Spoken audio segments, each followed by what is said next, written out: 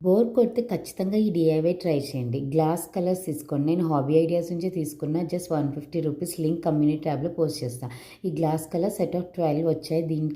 దీంతోనే అవుట్‌లైనర్ కూడా వచ్చేసింది. ఈ అవుట్‌లైనర్ ఏంటంటే చాలా థిక్‌గా ఉంటుంది.